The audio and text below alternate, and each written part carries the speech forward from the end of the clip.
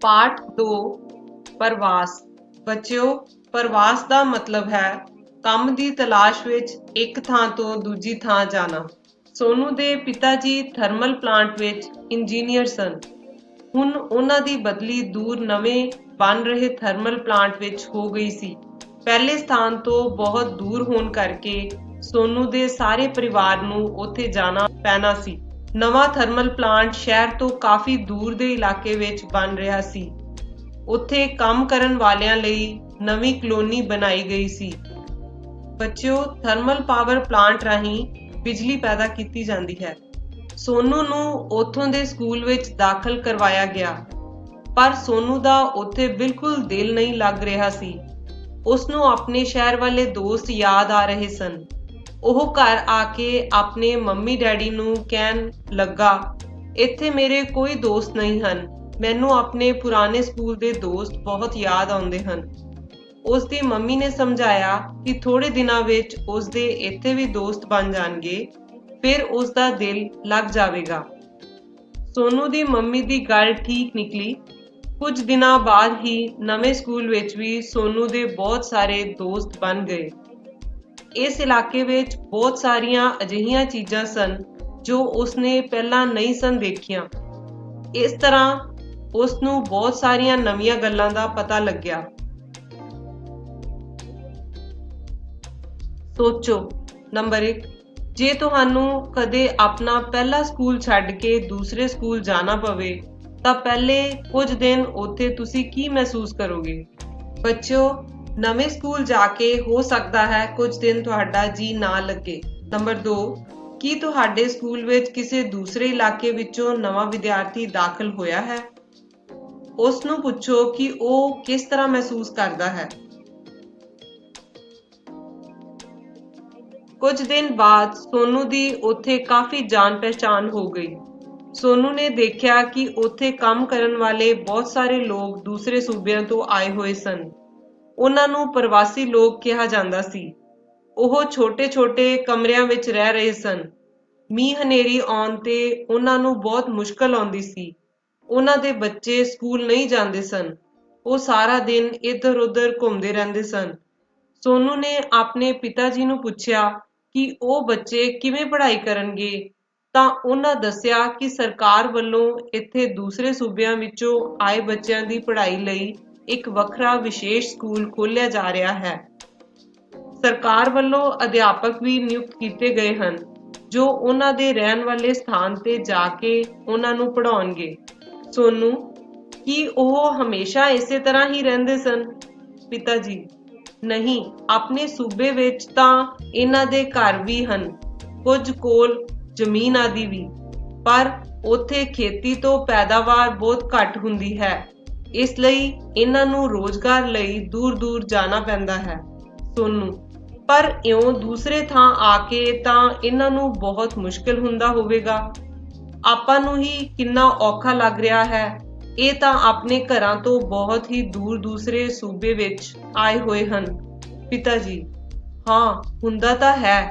ਇਹਨਾਂ ਦੇ ਪਰਿਵਾਰਾਂ ਦੇ ਕੁਝ ਜੀਅ ਉੱਥੇ ਰਹਿ ਜਾਂਦੇ ਹਨ।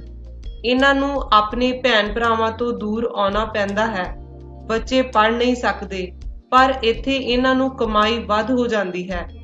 ਇਸ ਵਿੱਚੋਂ ਕੁਝ ਪੈਸੇ ਬਚਾ ਕੇ ਇਹ ਘਰ ਭੇਜ ਦਿੰਦੇ ਹਨ, ਜਿਸ ਨਾਲ ਉਧਰਲੇ ਪਰਿਵਾਰ ਦਾ ਗੁਜ਼ਾਰਾ ਚੱਲਦਾ ਰਹਿੰਦਾ ਹੈ। ਕੁਦਰਤੀ ਆਫਤਾਂ ਅਤੇ ਪ੍ਰਵਾਸ। ਜਿਵੇਂ ਕਿ ਤੁਸੀਂ ਪੜ੍ਹ ਚੁੱਕੇ ਹੋ ਕਿ ਰੋਜ਼ਗਾਰ ਜਾਂ ਕੰਮ ਦੀ ਭਾਲ ਵਿੱਚ ਲੋਕ ਇੱਕ ਥਾਂ ਤੋਂ ਦੂਜੀ ਥਾਂ ਤੇ ਪ੍ਰਵਾਸ ਕਰਦੇ ਹਨ। ਕਈ ਵਾਰ ਕੁਦਰਤੀ ਆਫਤਾਂ ਵੀ ਲੋਕਾਂ ਦੇ ਪ੍ਰਵਾਸ ਦਾ ਕਾਰਨ ਬਣਦੀਆਂ ਹਨ। ਹੜ੍ਹ ਜਾਂ ਭੂਚਾਲ ਆਉਣ ਤੇ ਲੋਕਾਂ ਦੇ ਘਰ ਢਹਿ ਜਾਂਦੇ ਹਨ। ਸੋਕੇ ਵਰਗੀਆਂ ਹਾਲਤਾਂ ਵਿੱਚ ਭੋਜਨ ਦੀ ਕਮੀ ਹੋ ਜਾਣ ਕਾਰਨ ਵੀ ਲੋਕਾਂ ਨੂੰ ਪ੍ਰਵਾਸ ਕਰਨਾ ਪੈਂਦਾ ਹੈ। ਸੜਕ ਕਿਨਾਰੇ ਝੁੱਗੀਆਂ। ਸੋਨੂ, ਪਿਤਾ ਜੀ, ਪਰ ਆਪਣੇ ਸ਼ਹਿਰ ਵਿੱਚੋਂ ਝੁੱਗੀਆਂ ਵਾਲਿਆਂ ਨੂੰ ਕਿਉਂ ਉਜਾੜਿਆ ਗਿਆ ਸੀ? ਉਹ ਤਾਂ ਉੱਥੇ ਆਸ-ਪਾਸ ਹੀ ਘਰਾਂ ਵਿੱਚ ਕੰਮ ਕਰਦੇ ਸਨ। ਪਿਤਾ ਜੀ, ਉਹਨਾਂ ਨੂੰ ਉੱਥੋਂ ਹਟਾਉਣਾ ਸਰਕਾਰ ਦੀ ਮਜਬੂਰੀ ਸੀ, ਕਿਉਂਕਿ ਉੱਥੇ ਆਬਾਦੀ ਬਹੁਤ ਵੱਧ ਗਈ ਸੀ। ਸੜਕ ਚੌੜੀ ਕਰਨੀ ਸੀ, ਪਰ ਸੜਕ ਕਿਨਾਰੇ ਉਹਨਾਂ ਦੀਆਂ ਝੁੱਗੀਆਂ ਸਨ, ਸੋ ਉਹ ਰੋਜ਼ਗਾਰ ਦੀ ਖਾਤਰ ਉੱਥੋਂ ਨਹੀਂ ਗਏ, ਸਗੋਂ ਉਹਨਾਂ ਦਾ ਤਾਂ ਪਹਿਲਾ ਰੋਜ਼ਗਾਰ ਵੀ ਖਤਮ ਹੋ ਗਿਆ। ਹੁਣ ਉਹਨਾਂ ਨੂੰ ਨਵੀਆਂ ਥਾਵਾਂ ਉੱਤੇ ਆਪਣੇ ਰਹਿਣ ਅਤੇ ਰੋਜੀ ਦਾ ਪ੍ਰਬੰਧ ਕਰਨਾ ਪਵੇਗਾ। ਕਿਰਿਆ 1 ਨੰਬਰ 1, ਤੁਸੀਂ ਆਪਣੇ ਮੁਹੱਲੇ ਜਾਂ ਪਿੰਡ ਵਿੱਚ ਉਹਨਾਂ ਪਰਿਵਾਰਾਂ ਦੀ ਸੂਚੀ ਬਣਾਓ ਜੋ ਪਿਛਲੇ ਕੁਝ ਸਾਲਾਂ ਵਿੱਚ ਦੂਸਰੀ ਜਗ੍ਹਾ ਤੋਂ ਆ ਕੇ ਇੱਥੇ ਵਸੇ ਹੋਣ। ਜਾਣਕਾਰੀ ਲਵੋ ਕਿ ਉਹਨਾਂ ਨੂੰ ਨਵੀਂ ਜਗ੍ਹਾ ਕਿਉਂ ਆਉਣਾ ਪਿਆ ਅਤੇ ਇੱਥੇ ਆ ਕੇ ਕਿਹੜੀਆਂ ਮੁਸ਼ਕਲਾਂ ਦਾ ਸਾਹਮਣਾ ਕਰਨਾ ਪਿਆ।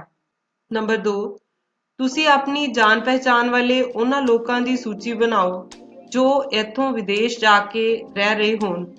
ਅਜਿਹੇ ਵਿਅਕਤੀਆਂ ਨੂੰ ਮਿਲਣ ਤੇ ਜਾਂ ਟੈਲੀਫੋਨ ਉੱਤੇ ਗੱਲ ਕਰਨ ਸਮੇਂ ਜਾਣਨ ਦੀ ਕੋਸ਼ਿਸ਼ ਕਰੋ ਕਿ ਉਹਨਾਂ ਨੂੰ ਉੱਥੇ ਰਹਿਣ ਸਮੇਂ ਕਿੰਨਾ ਮੁਸ਼ਕਲਾਂ ਦਾ ਸਾਹਮਣਾ ਕਰਨਾ ਪੈਂਦਾ ਹੈ। ਬੱਚਿਓ, ਇਸ ਤਰ੍ਹਾਂ ਦੇ ਲੋਕ ਅਕਸਰ ਮਿਲ ਜਾਂਦੇ ਹਨ ਜੋ ਕੰਮ ਵਾਸਤੇ ਦੂਸਰੇ ਸੂਬਿਆਂ 'ਚੋਂ ਪੰਜਾਬ ਵਿੱਚ ਆਏ ਹੋਣ ਜਾਂ ਪੰਜਾਬ ਵਿੱਚੋਂ ਰੁਜ਼ਗਾਰ ਵਾਸਤੇ ਵਿਦੇਸ਼ਾਂ ਵਿੱਚ ਗਏ ਹੋਣ। ਯਾਦ ਰੱਖਣਯੋਗ ਗੱਲਾਂ: ਦੂਸਰੇ ਰਾਜਾਂ ਤੋਂ ਕੰਮ ਦੀ ਭਾਲ ਵਿੱਚ ਆਏ ਲੋਕਾਂ ਨੂੰ ਪ੍ਰਵਾਸੀ ਕਿਹਾ ਜਾਂਦਾ ਹੈ। ਪ੍ਰਵਾਸੀ ਲੋਕਾਂ ਦੀ ਭਾਸ਼ਾ ਵੱਖਰੀ ਹੋਣ ਕਾਰਨ ਉਹਨਾਂ ਦੇ ਬੱਚਿਆਂ ਨੂੰ ਪੜ੍ਹਾਈ ਕਰਨ ਵਿੱਚ ਮੁਸ਼ਕਿਲ ਆਉਂਦੀ ਹੈ। ਪ੍ਰਵਾਸ ਦੌਰਾਨ ਲੋਕ ਬਹੁਤ ਕੁਝ ਨਵਾਂ ਦੇਖਦੇ ਅਤੇ ਸਿੱਖਦੇ ਹਨ। ਪ੍ਰਸ਼ਨ 1, ਸਹੀ ਸ਼ਬਦ ਚੁਣ ਕੇ ਖਾਲੀ ਥਾਵਾਂ ਭਰੋ। ਊੜਾ, ਸ਼ਹਿਰ ਤੋਂ ਦੂਰ ਡੈਸ਼ ਬਣ ਰਿਹਾ ਸੀ। Thermal plant. ਐੜਾ, ਦੂਸਰੇ ਸੂਬਿਆਂ ਰਾਜਾਂ ਤੋਂ ਕੰਮ ਕਰਨ ਆਏ ਲੋਕਾਂ ਨੂੰ ਡੈਸ਼ ਕਿਹਾ ਜਾਂਦਾ ਹੈ। ਪ੍ਰਵਾਸੀ। ਈੜੀ, ਬਹੁਤ ਸਾਰੇ ਲੋਕਾਂ ਨੂੰ ਡੈਸ਼ ਲਈ ਦੂਰ ਦੂਰ ਜਾਣਾ ਪੈਂਦਾ ਹੈ। ਰੁਜ਼ਗਾਰ। ਸੱਸਾ, ਮੀਂਹ ਹਨੇਰੀ ਆਉਣ ਤੇ ਝੁੱਗੀਆਂ ਵਿੱਚ ਰਹਿਣ ਵਾਲੇ ਲੋਕਾਂ ਨੂੰ ਬਹੁਤ ਡੈਸ਼ ਦਾ ਸਾਹਮਣਾ ਕਰਨਾ ਪੈਂਦਾ ਹੈ। ਮੁਸ਼ਕਲਾਂ।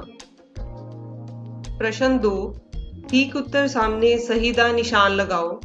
ਊੜਾ, ਸੋਨੂ ਦੇ ਪਿਤਾ ਜੀ ਡੈਸ਼ ਸਨ। ਅਧਿਆਪਕ, ਡਾਕਟਰ, ਇੰਜੀਨੀਅਰ।